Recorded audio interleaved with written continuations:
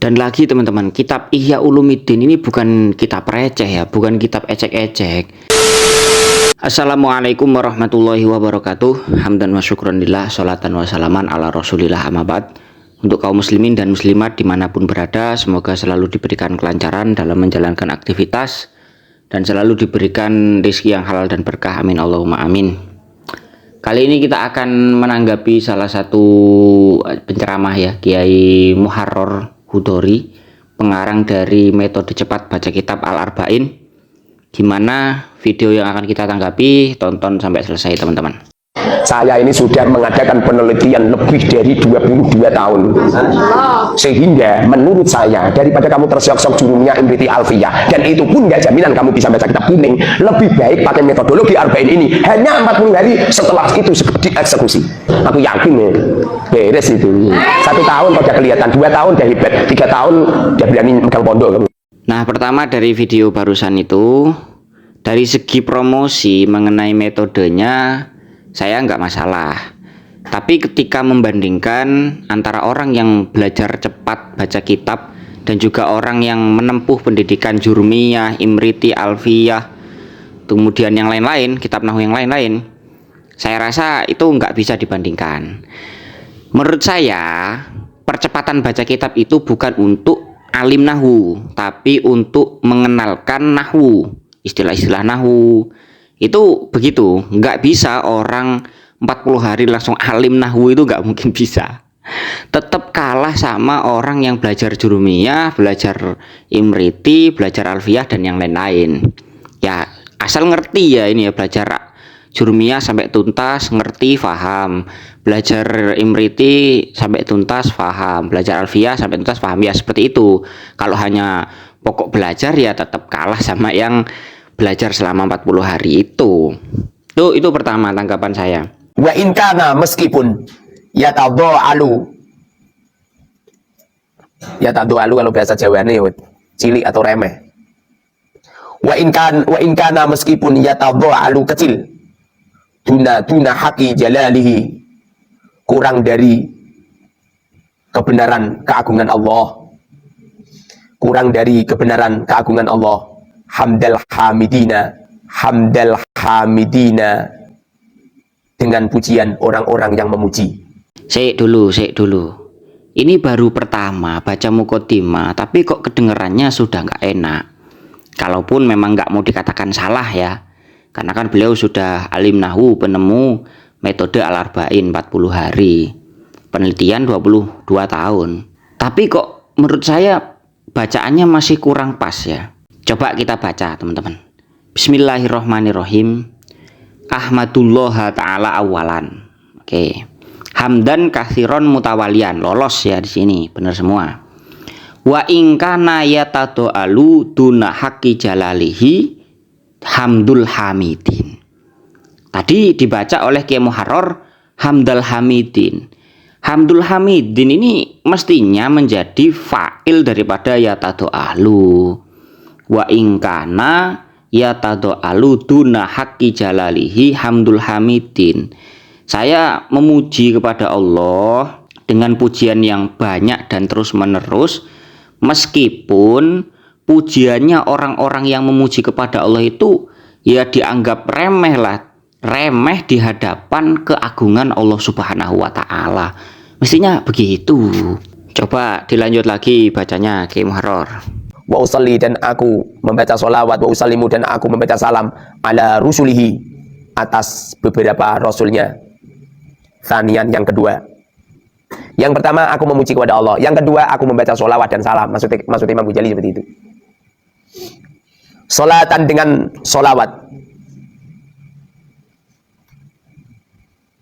Tastaghriku, yang meratai. Merata itu artinya itu menyumram buah, merata. Ma'a sayyidil bashari, bersama pemimpin manusia. Siapa coba? Kanjeng Nabi Muhammad sallallahu alaihi wasallam.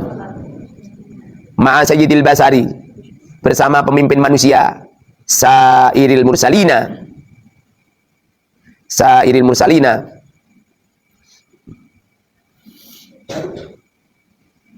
semua para rasul. Loh, kok dibaca jer ini Sairil Mursalina? Coba kita perhatikan teman-teman ya. Kita baca dari depan. Wa usolli wa usallimu ala rasulihi sanian. Kalau di teks yang saya tampilkan itu, ini cetakan Darul Minhaj, itu memang pakainya mufrad teman-teman, ala rasulihi. Tapi kalau saya lihat di cetakan yang biasa, yang lokal, itu memang ala rusulihi menggunakan jamak taksir sebagaimana yang dibaca oleh Kiai Muharrar tadi. Oke. Wa usolli wa usallimu ala rasulihi sanian. Oke, lolos lagi di sini. Bener lah. Sholatan tastaghriku ma'asaidil basyari, bener lagi. Cuman yang menjadi pertanyaan, yang menjadi koreksi adalah Sairil Mursalina. Loh, kok dibaca jer? Ini mana huruf jernya ndak ada, nggak jadi mudhof ilaih. Ini bahkan mestinya dibaca nasab menjadi maf'ul bih dari lafadz tastaghriku. Mestinya begitu. Padahal Kiai Muharrar ini sudah baca 2 kali ya, baca 2 kali tapi masih tetap salah. Saya rasa baca pertama itu memang masih berpikir ini kedudukannya jadi apa. Kemudian ditaukidi lagi dengan bacaan yang kedua tapi masih tetap salah lagi. Mestinya sholatan tastaghriku ma'asaidil basyari sairul mursalina. Saya bersolawat dan juga mengucapkan salam, katanya Imam Ghazali, kita peruntukkan kepada junjungan kita Nabi Muhammad, sholatan tastaghriku, dengan sholawat yang bisa menyeluruh ke seluruh utusan, sairul mursalina, ke seluruh utusan. Kira-kira begitu terjemahnya mestinya. Wastakhiruhu ta'ala. Wastakhiru, dan aku memohon. Nah, ini lagi ya. Ini padahal bukan hamzah wasol, teman-teman. Itu huruf mudhoro'ah, hamzah yang menunjukkan mutakalim wahdah. Mestinya ya jenengan baca wa astakhiruhu, misalnya begitu mestinya. Wa astakhiruhu subhanahu wa ta'ala salisan. Misalnya mestinya begitu bacanya, bukan wastakhiruhu, karena bukan hamzah wasol. Kemudian yang nomor 3 adalah beliau memohon kepada Allah Subhanahu wa taala fima, pada sesuatu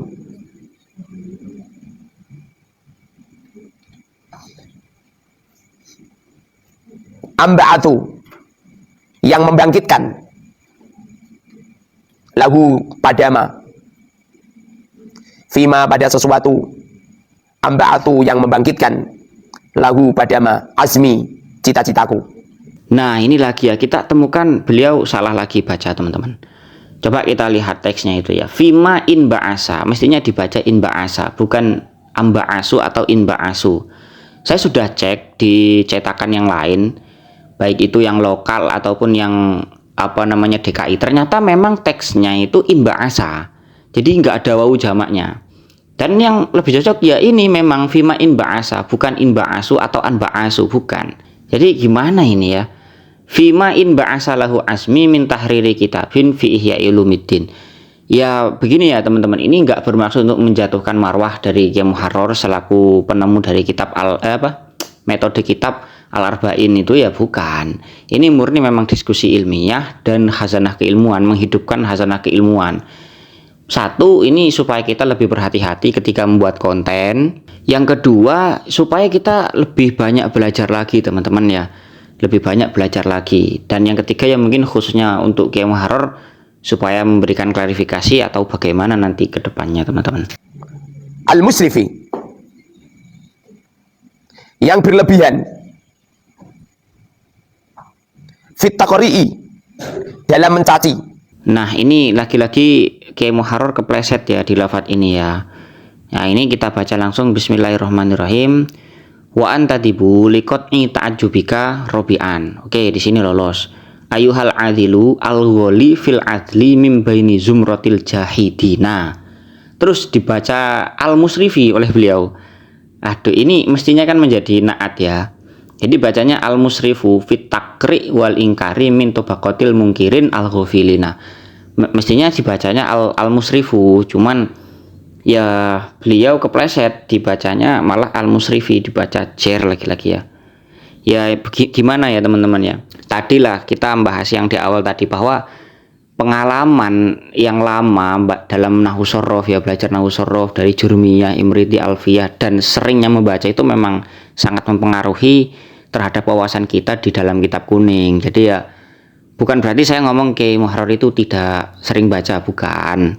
Tapi kalau misalnya 3 tahun belajar di Al Mubarok, berani pegang pondok, ya mungkin kalau pegang saja nggak masalah ya. Tapi kalau memimpin pondok, ya ditakutkan seperti tadi itu ya, ditakutkan menjadi ustadz atau kiai-kiai yang karbitan, yang mie rebus, jadi instan begitu. Dan lagi teman-teman, kitab Ihya Ulumuddin ini bukan kitab receh ya, bukan kitab ecek-ecek. Jadi kalau misalnya ada orang yang belum pernah ngaji sama sekali, kemudian melihat susunan di Ihya Ulumuddin, itu memang benar-benar perlu pemikiran ya, betul susah memang Ihya Ulumuddin itu. Jangan kata Ihya Ulumuddin itu kitab receh ya, enggak ya, itu kitab yang sulit Ihya Ulumuddin itu. Jadi memang perlu banyak mutolaah dan juga memang nahwunya harus kuat. Kira-kira begitu, baru kita bisa mereka-reka susunan-susunan yang ada di dalam kitab Ihya Ulumuddin. Semoga bermanfaat. Wallahu a'lam bishawab.